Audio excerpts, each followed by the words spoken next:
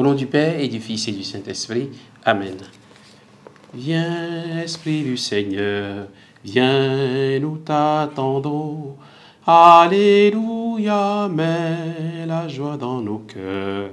Par le Christ, alléluia. Évangile de Jésus-Christ selon saint Marc. En ce temps-là, Jésus se retira avec ses disciples près de la mer, et une grande multitude de gens venus de la Galilée le suivirent. De Judée, de Jérusalem, d'Idumée, de Transjordanie et de la région de Tyr et de Sidon, vinrent aussi à lui une multitude de gens qui avaient entendu parler de ce qu'il faisait. Il dit à ses disciples de tenir une barque à sa disposition pour que la foule ne l'écrase pas, car il avait fait beaucoup de guérisons, si bien que tous ceux qui souffraient de quelque mal se précipitaient sur lui pour le toucher.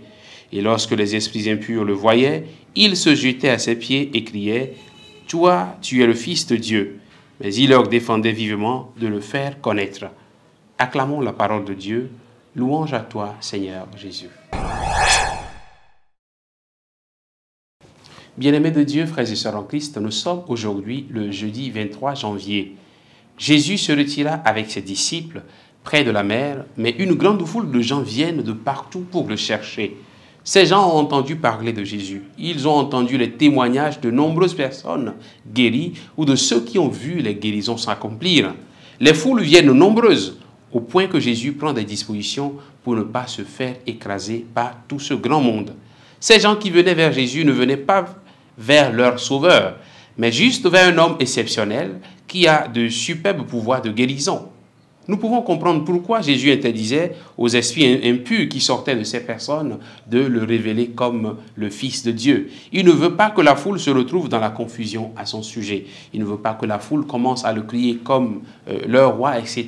Parce que pour eux, ils sont venus voir un guérisseur, un homme exceptionnel que facilement ils peuvent prendre comme roi. Bien-aimés de Dieu, tous ceux qui viennent dans nos assemblées chrétiennes, viennent-ils pour rencontrer le Christ, leur sauveur, ou pour attendre un miracle de lui? Beaucoup de personnes viennent parce qu'ils attendent une guérison, un miracle, un travail, un enfant, etc. Et quand ils n'ont pas ce qu'ils demandent, bon nombre se découragent et prennent d'autres chemins. Mon frère, ma sœur, Jésus est-il vraiment le Maître et le Seigneur de ta vie?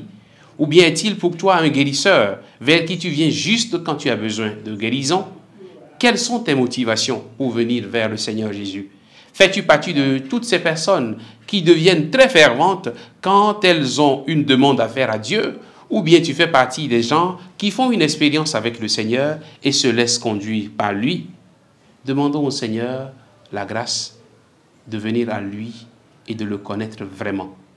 Et de l'accueillir dans nos vies comme Maître et Seigneur de nos vies. Qu'il nous bénisse en ce jour, qu'il nous garde dans sa paix, qu'il permette que ce jour soit une occasion de le connaître davantage et de l'accueillir comme Maître et Seigneur de nos vies. Au nom du Père et du Fils et du Saint-Esprit. Amen.